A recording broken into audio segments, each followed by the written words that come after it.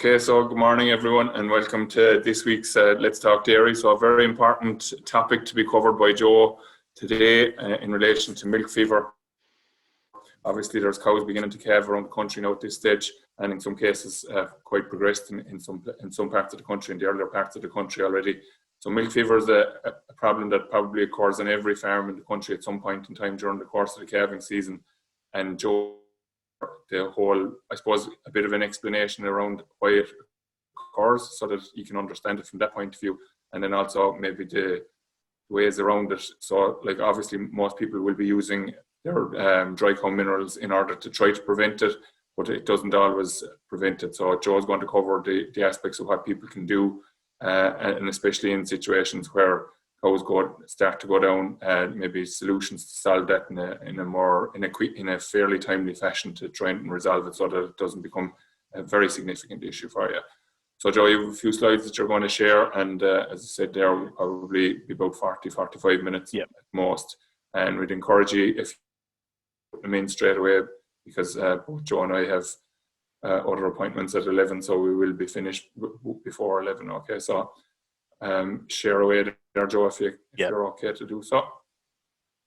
So yeah, look, as we said, we get straight into it. It's really around transition management, Stuart, and getting over the hump. So really, as we know, look at 60, 70, 80% of your problems probably are going to happen in the next few weeks. A lot of your clinical disorders, you know, everybody can see that it's a busy time for vets, a busy time on farms, and obviously the calving event causes a shock to the system, I suppose, for the cow, and that's what we have to try and get over. So look, it's something that we've been saying for a few years now, and certainly speaking a lot with Finbar's group in UCD as well, and the way they approach it, it's very interesting that they would always say, look at this as look at your issues around milk fever and ketosis and displaced magnesiums and retained placentas and all of those things together, almost as a complex of related disorders, really. So really, if we could solve the problem on subclinical milk fever, I suppose it will help for some of the issues, particularly in the first few weeks post calving. So, you know, a lot of hares with retained placentas over the years would have said that if they fixed their milk fever or their subclinical milk fever problem, that the retained placenta problem in a lot of cases will disappear. And similarly with the displacements in the early part of the season. And there is a difference, I suppose we should just point that out, that you do get displacements in March and time when maybe people are running tight on grass, and that's a slightly different thing, but we probably should come back to that at another time. But look, the main point is, if we take all those issues together, slow calvings maybe thrown in on top of that as well, a lot of it is down to a lot of it might be down to calcium status, right? So just to give an idea of what we're talking about here, and we're looking at blood calcium, and there's loads and loads and loads of stuff published over many years on this, going way back to the war period almost on a lot of this stuff, that people know that if there's a problem with milk fever, it's a calcium issue, that you're getting a drop in blood calcium right on the point of calving. And that's what that chart is showing, Stuart. So you can see there, the one that drops away down, that's clinical milk fever. You're getting a big drop in calcium right on the point of calving. And I suppose the ones that are without clinical milk fever then are sort of staying above that. So yeah, look, the point here, I suppose, sure, we just want to make is when you look at that, right, that normal cows and cows with clinical problems, you can see there that, you know, for a couple of days pre-calving, there's no difference. And really, after 4 or 5 days post-calving, it's they're back to sort of relatively normal again, right? So it really is that period for that sort of couple of days 2 days pre-calving, I suppose, till 2 or 3 days post-calving is the issue. So I just wanted to make that point, that I suppose that should inform what we think, or how we think about managing cows from that period just before to maybe a couple of days after. If we can get them over that period, I suppose that's what we're sort of trying to achieve. But it is interesting to see that the ones that get it and the ones that get it don't seem that different pre or certainly post calving. They can recover, but obviously a lot of problems can happen in the middle. So it's that period of risk we're trying to look at. So just to make that point again, we said there about the differences, they're all linked to different disorders. I suppose just to make the point, it's muscle function and immune function together that are the problems, right? So with low blood calcium, immune function is dropped, and also muscle function is dropped. And it's obvious that muscle function drops because you see things like obviously a cow down essentially is the classic look, but also slow calvings or cows that are just not steady on their feet. So muscle function goes awry with low calcium, but also immune function as well. And that has that kind of an effect on mastitis, can affect on displaced abscess and an effect on metritis as well. So look, get your calcium status right, and then we're sort of saying, your immune function and your muscle function can be improved. And just to maybe finally look at the point before we move on to how to prevent this problem, I suppose. This is just looking at this is just a chart basically of rumen wall, or it's basically the contractions of the rumen wall. So you can see here when calcium status is good, you've got plenty of activity, but when calcium status or clinical problems with milk fever, the rumen stops working essentially, and that's what causes your issues, maybe with displacements and things like that. So it just does prove the point that a lot of this stuff is linked together. So what are the things, Stuart, we need to be looking at? And I suppose that's all right looking at the theory behind it, but what do we need to be watching for over the next couple of weeks? So really, to try and break this down into something that people can use, it's really 4 or 5 main points that we want to be looking at. So again, we've been saying this for a while now, and it's nothing new to us or nothing new to any other groups looking at this. It's low dietary magnesium, high dietary K, which is potash essentially, too high in cations, which we'll come to in a second. That's pretty much, you could nearly take that as being driven by too high in potash. Too heavy a condition on cows, and then obviously older cows as well, and maybe a risk with Jersey genetics as well might be an issue too in terms of increasing the risk of milk fever. So magnesium, potassium, body condition, and age. And I suppose we should also throw in there as well that vitamin D certainly as well. Vitamin D would be something that requires a lot of talk about vitamin D on the radio these days for other reasons, but for our cows, it's also required in terms of improving their chances on calcium. So look, just to keep moving, it's too late really in most cases, Stuart, at this stage to do anything about body condition, and I suppose we have to make that point. We're looking at trying to get to 3 1/4, which looks something like that as an ideal for calving down, so you can still see the rib structure, but it's not covered in. But really at this stage, it might be, for a lot of people, it might be too late to do much about that. You're not going to change body condition in the cows that are quite close to calving now. So I suppose for the ones that are coming to the point of calving and beginning to spring down, we would almost be saying that if they're over conditioned, it's probably, you could actually make a problem worse by trying to do too much in terms of holding their intakes down. So we should be focusing on the ones that are over conditioned. It's managing them in terms of maybe calcium on the point of calving, making sure that they've extra mag in their diet, for example, and making sure that their forages are low in potassium as well. Those would be the options around that. But I don't think it's a good idea to be very heavily restricting cows that are in over-conditioned in the week before calving or the few days pre-calving. I think at this stage, intake is going to be down anyway. You need to stop them being too short in energy and protein. The ship has sailed essentially for trying to solve problems with body condition on the cows on the point of calving. However, we probably should say though that if the March calvers and the April calvers are looking like they're starting to gain a bit of weight, it's probably an option to limit their feed on those ones that are not coming into that final period pre-calving. All right. So the essential point is don't try and expect miracles on body condition in the next few days. If the cows are already springing down and over conditioned, I would be focusing more on intake, mag levels, and possibly calcium, intervene with calcium on the point of calving or just after calving would probably be a better option than trying. You're not going to change condition in a few days, obviously. For cows that are under conditioned at the moment, and if silage quality is poor, probably, if they needed ration at this stage, it's getting a bit late for them. They're probably the main thing for them is that they're well fed, well covered for minerals, and possibly, Stuart, post calving is they're looking at candidates for once a day milking for a while after calving, because again, trying to do much in terms of body condition manipulation at this stage is going to be difficult. That cow looks empty as well as thin, so there's probably an issue there other than just the body condition. They're obviously linked together.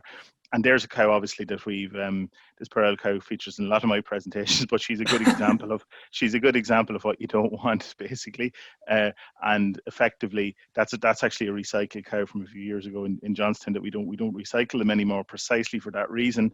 What are you going to do there? Like, that's too late to do much about her. You're probably talking about maybe a bolus, maybe like a Kextone bolus or something like that, and definitely calcium on the point of calving for a cow in that case. So there's definitely that's a time bomb. Like, that's what that is. Make sure your late ones don't end up in that position by restricting their feed for the next couple of weeks, I suppose, if possible. And certainly, and I suppose, look, I would urge people in this situation is, if they have cows in that situation, Stuart, speak to your vet now, right? And just go through the protocol for dealing with those, because sometimes people overdo the calcium on the point of calving. They could put too much calcium into the vein, for example, which is certainly a problem. It's really calcium under the skin, or a calcium bolus. So I think if those issues are arising, and those issues are if you want to look about prevention of milk fever for those risky cows, it is well worth just having a chat with your own vet for 5 minutes before the issue happens, I suppose, to be clear as to what the protocol is. Because I think sometimes, people go with bottles into the vein that they shouldn't do, and people might go with overloading. It's often the case that cow down means a little bit of panic in some cases, and people overdo the calcium, which can cause a problem as well. So just be clear, it's probably calcium under the skin or a calcium bolus, but certainly don't, it's a case really of, just double check when speak to your vet in advance to make sure that you're happy that you know exactly what to do in terms of a preventative thing. Because I do think sometimes you can have people going in with 2 bottles into the vein and things like that, which is not a good idea. So I think certainly double check and have a quick chat with your own vet on the best practice around that. But certainly it's pre-calving calcium, or calcium on the point of calving, which is probably a bottle under the skin, or a bolus indeed. But don't overdo it, I suppose, is the main message there. All right. We've talked about this before, Stuart, and I'll just put a bit of a thing on it. We'll not spend too long on it. Pre-calving protein. All we're going to say with this is, if the silage is poor, if the silage is particularly poor and particularly low in protein, there may be an advantage to giving maybe something around 0.3 of a kilo. So a kilo for every 3 cows, essentially. 1 kilo of soya for every 3 cows. Soya very expensive at the moment. Even a half a kilo of distillers would do a relatively good job. But soya would be the one, I suppose. But it's a very small amount for maybe a week or so pre-calving if needed. But if your silage is kind of 12% protein, there's really not much advantage to it at all. And really testing colostrum quality will tell you whether you need it or not. So there's not any defined need for feeding meal pre-calving unless silage quality is very, very poor, or there's a lot of straw going into the diet. I think that should save people a bit of hassle doing all that without the necessity for it. And I would make that call based on the protein percent in the silage, and also having a look at your colostrum quality and seeing is it adequate. And if it's adequate, I think we're happy enough that you don't really need much supplement pre-calving. And that's a similar message. No effect to production, no effect to cow performance by feeding more concentrate, pre-calving. So look at simplify that down a little bit. Okay. I might go to the mineral side of things, maybe. Yeah, sorry. Yeah. Just a question related to that there, George. Yeah, sorry, sure, yeah. Yeah, just is there any, we'll say in terms of subclinical milk fever, is there any possibility that maybe feeding a small bit of dairy nuts in the short period running into calving could be an impact causing milk fever? Like, so maybe people putting heifers through the parlour and things. I don't think with heifers, I think with heifers, I think we should be okay. I think, look, what are you going to do with heifers? The best thing is to train the heifers in, and if that means trickling a bit of concentrate that's already in the line to do that, that shouldn't be a problem, because the risk with heifers and milk fever is relatively low anyway. I wouldn't be going in feeding a couple of kilos of, look, there'll be calcium in the milking ration, and most likely. You're probably trying to avoid keeping the calcium out. What we would be talking about concentrate pre-calving there, Stuart, would be pretty much, if it's for protein to improve colostrum quality, essentially what you're talking about there is a very small amount of soya going a long way, right? So it's straight soya essentially is what you'd be talking about. Yeah. But some people would have said over the years that, I'm going to feed 2 kilos of a sort of a pre-calve or mix to get the cows up and going and get them ready for the concentrate post-calving. There's really no need to be doing that. I think if we start our cows on sort of 3 kilos after calving and be sensible around what we do in terms of the first few days after calving, there's really no need. There is no benefit to putting in meal pre-calving to cows, unless they're very thin, of course, and if you're trying to build condition in the early part of the dry period. But the idea that you're going to condition the rumen for this heavy level of meal feeding in the post-calving really doesn't. It's not really. It shouldn't really feature in the system. And funny enough, talking to some of the guys in Northern Ireland that would be feeding a lot of concentrate, they've sort of moved away a little bit from the pre-calving ration feeding as well. It does cost, there's a cost in it. You can risk overfeeding them, and for not much benefit. So good quality silage, focus on the mineral, and slow and steady after calving is better than messing around with pre-calving feeding, which causes cost and it causes labour as well, which at a busy time it's not really required, you know. All right. So maybe when you say being sensible, post calving, you're talking about not slug feeding cows straight after they calved, going on to 6 kilos, like. Yeah, and like people say, well, how do I do that then if I'm sort of how do I do that if I'm setting the rations for 6 kilos? If they're milked once a day for the first couple of days after the calve, like that's 3 kilos. Like let them settle and let them come like that. Do you know what I mean? Depending on your system, you know, if you're going to, I think it's really until they're in the colostrum group should be just managed for space, for comfort, for forage intake, and you know, that kind of an idea, rather than putting them straight into the main group and roughing it in the main group until they're settled into themselves, Stuart. Because as we saw, that's why I showed that chart there on your calcium status. Like, you know, the cow gets back to normal after about 3 days or so, 2 to 3 days. Give her those 2 or 3 days with a bit of comfort, and then from there on, then you're expecting her to do her job in terms of grazing, in terms of intake, in terms of milk production. But when she's kind of out of until she goes into the tank, essentially, you're dealing with a cow that's maybe a little bit delicate in terms of their metabolism. So give her the couple of days to recover. Like you're looking for over 500 kilos of milk solids out of this cow. Give her a couple of days to get right. Like that's what we'd be saying. You know, it's not. There's going to be no production benefit to pushing her hard early on. That's the point. You know. Yeah, sure. So, like even in terms of milk yield response, like she's going to build up from her maybe 6 or 7 litres of colostrum straight after calving, potentially. She's going to be doing 20 litres by day 4 anyway, so you don't need to shove the daylights out of her to get there. Like. You don't have to, exactly. I think that's really what we're about, I suppose. Once that animal is recovered and sort of back to normal calcium status, has her intake sort of sorted out, has cleaned and is back to normal, are relatively normal and out of the colostrum group, suddenly then you have an animal that you can work with then, rather than be, you know, they don't get minded when they go into the main bunch, I suppose. That's the essential point. Okay. Look, we'll a way of looking at it is, if anybody most people will have been in hospital themselves at some point in time, and the day after you come out, you don't eat a steak dinner generally. So yeah, I suppose keep that in mind. Take it easy for a couple. Yeah, keep it for a couple of days. Take them easy for a couple of days, and they'll pay you back. That's what I give them the old bit of toast and butter and a cup of tea to get them going. You're a fan of the Boyle 7-Up, by the sounds of it, Stuart. Yeah, or the Lucozade without the bubbles, which is a good energy source. Yeah, that's some propylene glycol or sugar to get them going. It might be the worst thing. So don't anyone go home now giving 7-Up to fresh cows. But look at all I want to just make the point there. Look at, in terms of our intakes, most of our intakes are going to be in this range, Stuart, 12 and a half kilos as a dry cow, right? 12 kilos roughly, right?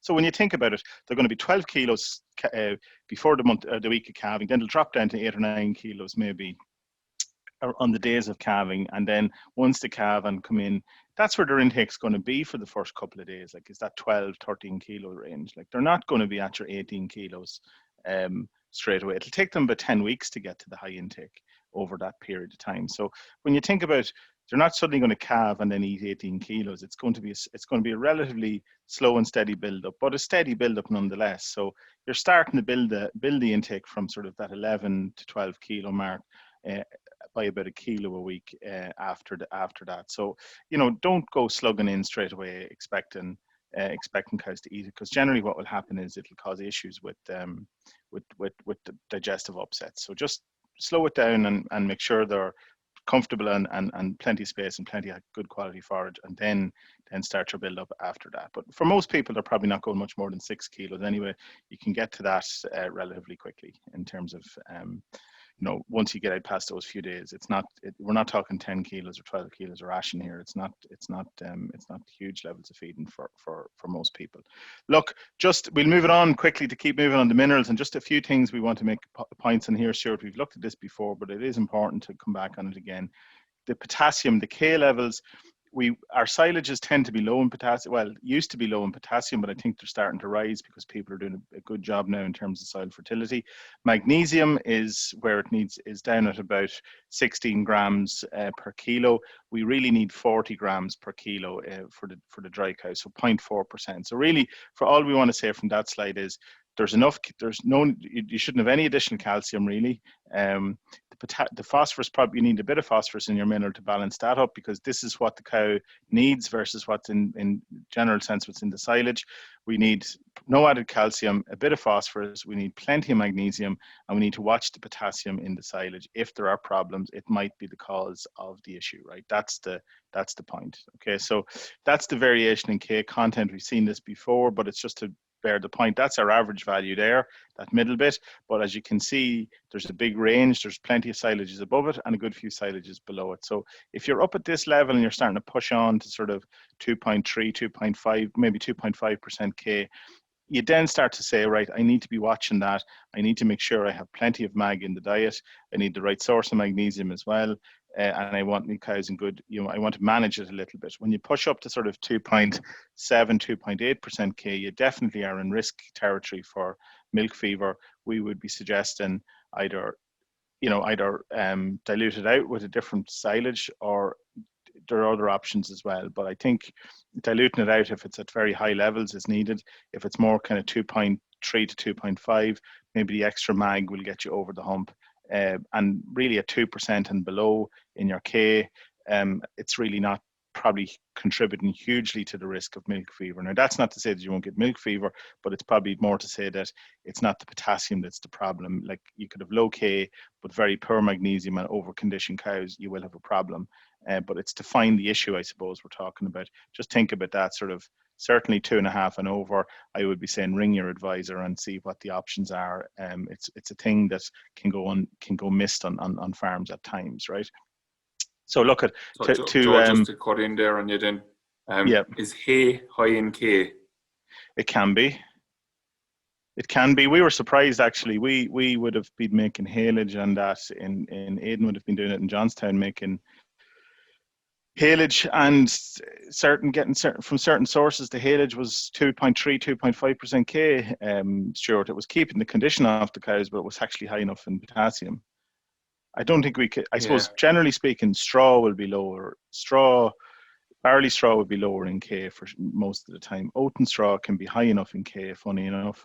Hay depends, but it really depends on the source of the hay. Basically, I would say that probably straw would be a safer bet, to be honest. I think straw is probably a safer bet, but there's plenty of generally look at what's going to cause the high K. A lot of slurry application, leafy grass, and first cut, essentially. Like most hay, to be fair, like a lot of the hay made won't be in that category. But that's not to say that it mightn't be, if you know what I'm trying to say. So just don't assume that it's low in K. I would say you could probably be a safer bet with a bit of straw, and probably with straw, there's probably a bit more control in terms of knowing exactly what you're getting as well. You know what I mean? It can be variable, but straw is more consistent. So if you're in trouble, you're probably talking about 2 or 3 kilos of straw to make the difference, plus restricting the silage back.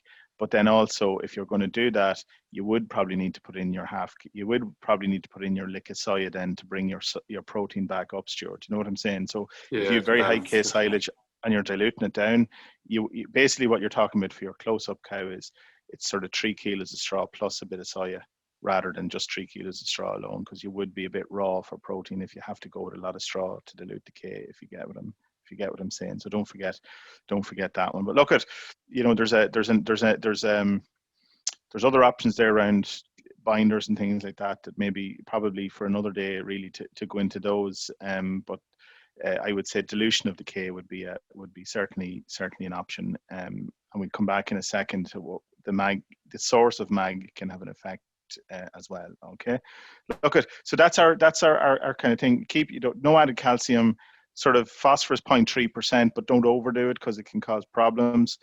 So if your phosphorus is kind of around 0.3, or if there's kind of about 3% of 3 or 4% phosphorus in your dry cow mineral, you should be fine. So just check that there's a bit of phosphorus in it. I think that should be enough.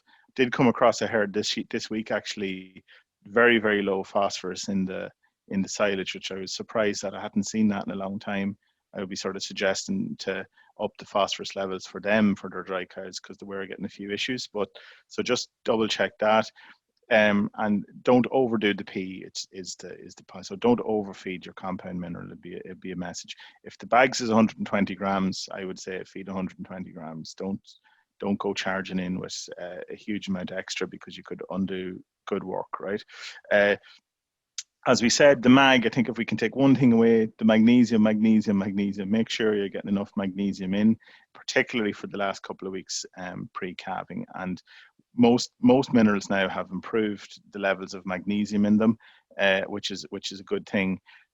Some people might want to go with a bit of extra mag on top of that for the last couple of weeks, which is probably helpful enough.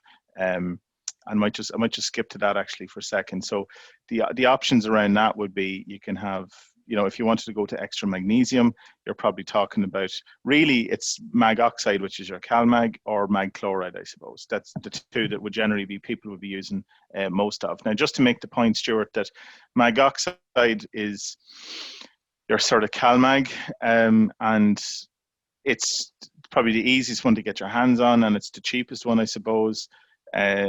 And it does top up the mag if it's necessary, but it's 55% magnesium. But sometimes if the quality of the CalMag is very coarse, if it's kind of rough enough grade stuff, that even though you feed more of it, they mightn't absorb that much of it. So particle size is important. So for people that are in trouble and are having issues, I would say, and if the K is a bit high in the silage, maybe mag chloride might be a better option altogether. So kind of 20 to 30 grams of mag chloride in the water, or maybe on the silage, might be useful. But look, I think the point with mag chloride is it can cause palatability issues. But I think if you have a good quality dry cow mineral and you think you need a little bit of extra mag in the right form just before calving, a bit of extra mag chloride in the water or on the silage would be something to consider. Again, very hard to give recommendations to everybody on that in a call like this. So I think if you think there's an issue, you think that there's a bit of too much problems, and you have maybe your silage is a bit rich in K, you might want to consider extra mag for the cows that are springing, essentially, for that couple of weeks. The chloride might be as good an option as anything there, but CalMag will work quite well in most situations. But where there's a niggly problem, I would say maybe chloride is a better option overall. So that's just and there are plenty of people doing that to good effect. Okay, so look at when we've gone through this before, sure, but it's just to sort of, again, it's coming back. Most people have this in the bag and in the yard at the moment, and they're feeding away at it, and they're hoping that it's working well. It's just to double check the mag levels, as I said, top them up with mag oxide or CalMag or mag chloride if needed, kind of 20 grams maybe of mag, 20 grams of CalMag, maybe 30 grams or a bit more of the mag chloride if necessary. But that's, again, you need to just check what's already going in. And one as well, I suppose, is the vitamin D that I mentioned a while ago. Make sure there's a good level of vitamin D in your mineral, which can help for milk fever for sure.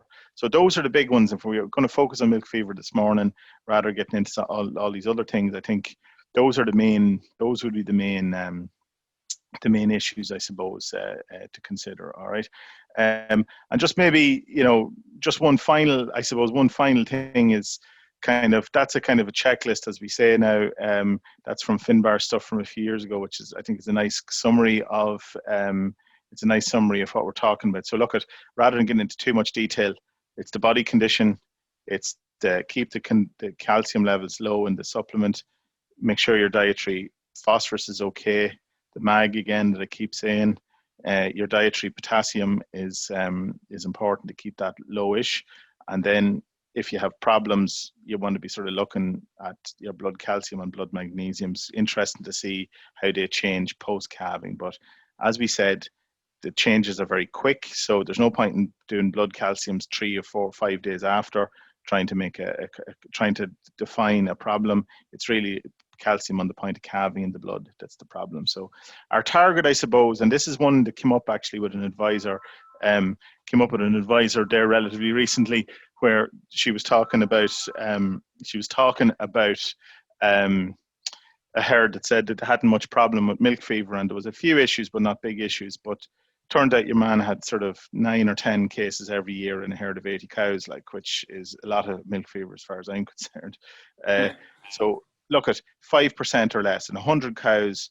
You want like two cows, any more than 2 cows with milk fever, and you're saying here, we need to be looking at this. Do you know what I mean? That's what we would be talking about. So for the year, 100 cows, maybe we tolerate 2 with milk fever, 2 or 3, maybe that's about it. We want to be keeping it under that. In terms of displacements, you'd rather see none every year. You tolerate 1 in the year, I suppose. And another one as well is kind of assisted calvings, and assisted calvings are difficult calvings. Less than 10%, you would certainly want it to be less than 10%, I would say. So just to give people their own idea, if you're on the line thinking about your own herd, sort of take those figures, less, sort of 3% or less for milk fever, I would say, 3% or less for displacements, certainly less than 10%, probably less than 8% for your calving, for assisted calvings. If you have any more than that, you're probably saying, okay, I need to probably just take a look at this with my vet or with my advisor and say, can I tidy up? Is there an issue in the background that I'm not getting not getting on top of, And just one final thing, Stuart, just to finish it out. This is something that we talked about a bit with some groups over the last couple of weeks, and it's interesting that every yard seems to be a bit different for this, right? And you can tell me this is what you see out there, but I think it's very useful just for people to think about the flow of cows through the system. How does a cow go from being a dry cow to being a milking cow, essentially? And in many steps, or how is that managed? Now, this is down to facilities, it's down to space, and it's down to sort of management, and really down to having good scanning data as well. Actually, having good data on your breeding to know when cows are due, essentially. But some yards that are doing a good job on this, and I'm sure there's plenty of them on the line, they're looking at it in sort of a logical sequence, that you've got your far off cows, which is your cows that are fully dried and no sign of, that are at least sort of a month, from 3 weeks to a month at least from calving. They're in the far off shed, which is really a case of making sure they're in the right body condition, making sure they're healthy in terms of parasites and lameness, and making sure, and lice and all those things, and making sure they're getting their minerals right. Then you move to your close-up ones, which is when you start to see them springing. There's a separate area kind of where you keep the ones that are starting to spring down. You keep those kind of separate, that you can watch them a bit closer. Then you're thinking about space, extra space, maybe at least a cubicle, if not more than a cubicle per cow. You're giving them, probably closer to, giving them 30 inches of feed space, really getting plenty of feed space, no limit there. They're getting their minerals, and if you have to top them up with mag chloride, that happens in that group of cows. So that essentially you're looking at a group of springers there, basically, beside the calving area, which then is, on your straw bedding and all the rest of it. Again, that's comfort, space, your water supply, and mag important there. From there, it's into the colostrum group once they're calved, which is kind of until the 7th milking. They're separate to the main group, which is all about recovery, simple management of intake, keeping an eye for milk fever, and probably in a lot of cases milked once a day for comfort for the animal and convenience for the staff or the farmer to not have to milk 2 groups twice a day. And then once they're through that system, then you're onto the milking herd, where its body condition, intake, and cell count become the issues for the spring. So rather than going from, rather than when a cow is thinking of calving, fishing her out of the big shed and firing her into somewhere and then putting her to the main herd. There's a logical sequence, and the controls for health and comfort are thought about for each of those steps. Sounds like a lot of work. It probably reduces work in real terms, because it keeps all the similar types of cows together, and then they're very easily managed after that. Okay. Yeah, very good. I suppose, and the other thing that I suppose, if people don't have that set up for this year, there's still time to do it. And the other thing is to, I suppose, at the end of the calving season, think back about it and see what could be done maybe to improve it for 2022 then, if that's the case. And look at it might sound, it's maybe we're making a big thing out of nothing here, but like really when you think about this, right, you've got your far off and your basically all that is being able to divide your dry cow shed in two, that you can give your close-up cows a bit more space and keep them together and keep those in one part of the shed that they're easily observed. Everyone should or will have a calving area, and then the only other adjustment then is to keep your colostrum cows in a small group together for a few days after calving. So really the only adjustments that are needed there for most people, Stuart, is being able to split your dry cow shed and keeping a colostrum mob together. That makes it work. It's not a big deal. Yeah, very good. So I suppose to sum it up, Joe, like ultimately you're saying that the calcium metabolism of a cow is critically important to how they function for their upcoming lactation. Everything is basically tied to muscle function. So the metritis is as a result of lack of uterine contraction post-calving if their calcium status is undermined. The going down is obviously as a result of the lack of calcium as well. The teat sphincters, then you pointed out as well, like that if muscle function is compromised, they don't close up properly post milking, and they're more inclined to contract or get cases of mastitis and so forth. And I suppose you were talking about the dystocia or the harder calvings, and people might be thinking, what's that got to do with calcium? But ultimately, you're saying that if you're assisting more than 10% of the herd, there's obviously a reason that they're not calving naturally themselves, as opposed to it being an issue with bull selection, which could be a factor in it, but in most cases shouldn't be like. Yeah, that's the thing. You look at we all know the situation when you get a monster of a calf, like a big calf. You can understand why. You can understand why there was a difficulty calving, sure. But then you get some other times you're probably thinking to yourself, geez, she should have been able to calve that calf. Like, that kind of way, you're sort of saying there shouldn't have been a problem there because the calf's, moderate enough in weight, like they're not a big calf. So you're probably saying, keep an eye on your milk fever, and maybe iodine as well might be just to mention iodine might be an issue for some herds, but milk fever would generally be the one. It'll help tidy those issues up, I would say. And look at the other thing is that, like we said, we said now, look at the body condition, the magnesium, the potassium, and the vitamin D are the control measures.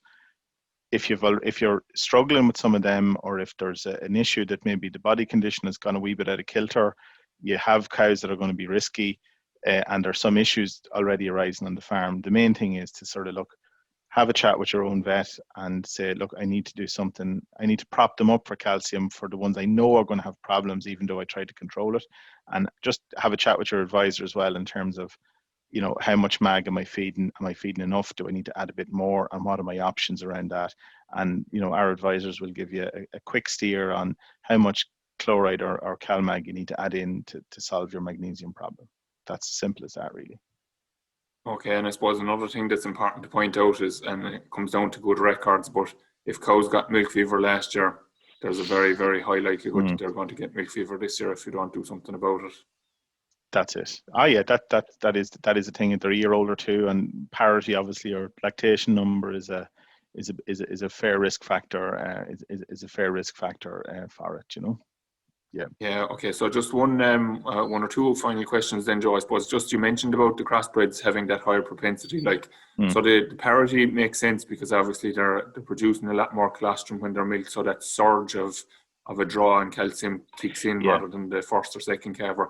What's the scenario in the crossbred that's just causing that higher level of milk fever potentially? Why? I suppose you will definitely see it in the Jersey breed. They're well known for being more at risk of it. I think now, I believe reading something on it, it's really down to, I suppose, the density of bone relative to the size of the animal. Like if you look at what is the animal actually, they're relying on their mobilizing their own calcium stores, Stuart, right?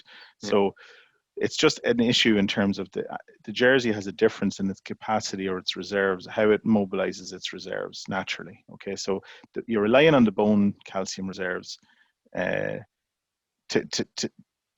you're relying on the cow to mobilize her own reserves, in order to get over the milk fever issue. The Jersey doesn't have the reserve or doesn't have the efficiency of mobilization maybe that the black and white might have. So it's just an innate thing in the breed. It's not to say that, that it can be controlled by making sure that all the things we've talked about are done right. But it does require a little bit more attention. And maybe one other thing that some people are saying is with some of our lads will be saying with crossbreds, they do tend to be easier to put weight on as dry cows. They do tend, you can often see crossbred cow, because they're smaller cow maybe, and their intake per kilo of live weight is high, but their overall requirement is relatively low because they're smaller. They tend to they can get over conditioned a bit easier. So just watch that as well, that you don't overdo your crossbred cows. That combined with the difference in how they mobilize calcium can cause a bit of an issue that you just have to watch out for, I think. Okay, and just two final questions then. The calcium boluses, do you think they're effective for the at-risk cow? And what about feeding rock salt before calving? Is that okay? I think certainly the calcium boluses are, when we looked at that first chart that we saw there, Stuart, there's a drop in calcium, right, for sure. The calcium bolus, good quality calcium bolus, will offer a very absorbable type of calcium right on the point of calving when the cow needs it to get over that hump, right? For higher risk cows, following the instructions of how you do it in terms of doing it on the point of calving, I certainly think the calcium boluses are a good job. They are effective. I would certainly say they're a good job to get over that. The other question was the rock salt. Look, I suppose with rock salt, we didn't get into decab there, and about the difference in anions and cations and all that. I suppose with rock salt, it's not, while it's a source of minerals, it's not the mineral that's going to make the difference for milk fever. We want magnesium, really, is what we're talking about.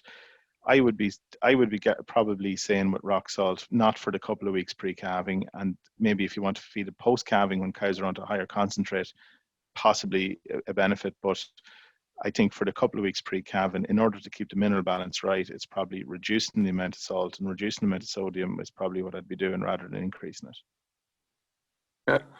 So very good. So I suppose to summarize it, I suppose people, it's going to vary from year to year within farms, because obviously silage may vary in its K content and so forth. So people, if you get a milk fever very early on, it might, or one or two very early on, it might be important to react to that quickly before it becomes a significant problem. Yeah. And there are simple enough ways, I suppose, your mag chloride and your mag oxide, as you pointed out. So your mag oxide being your CalMag. There are solutions that probably kick in after about 3 to 4 days of using Joe in many cases in response to problems. And the boluses, I suppose, again, I often talk about trying to do things on your own terms. I mean, for the sake of the price of the bolus, to handle the cow in a scenario where you're kind of in control of it, so she's maybe just calved or on the point of calving and you put the bolus onto her, rather than coming up to check cows maybe to find a cow down as a result of having milk fever kicked in or something, is a much better way. And look, there's a cost associated with it, but I think you can see there from that rather complex diagram that you had earlier on, Joe, the impact that calcium has on so many levels for cows. So trying to cover off those angles, I think it actually, you'd invest a little bit of money, but you'd save an awful lot of money potentially in the long term, or gain a lot of money as a result of it. So I think the key thing is probably to have a conversation with your vet in relation to it as well.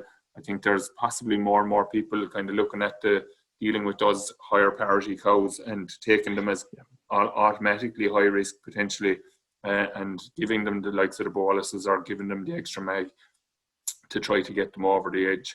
And I suppose just be aware of it. It's a big problem, and it creates an awful lot of other problems. So like ketosis, downer cows, metritis obviously, and retained cleanings are all issues that you want to be trying to avoid especially in any kind of a calving system, but especially in compact calving systems where you've just cows, a wall of cows coming at you. You don't want those problems. So I suppose just to have the conversation, I suppose, with your own vet or with your own advisor to cover off those angles, I suppose, in advance of the main bulk of cows starting to calve. So look, we'll have to wrap it up. As I said, we have to move on to the next group for 11 o'clock. So thanks a million, Joe. Hopefully Thanks, everybody Stuart. got benefit from that, and the best of luck with the calving season, and we'll be back again next week. So we'll talk to you then.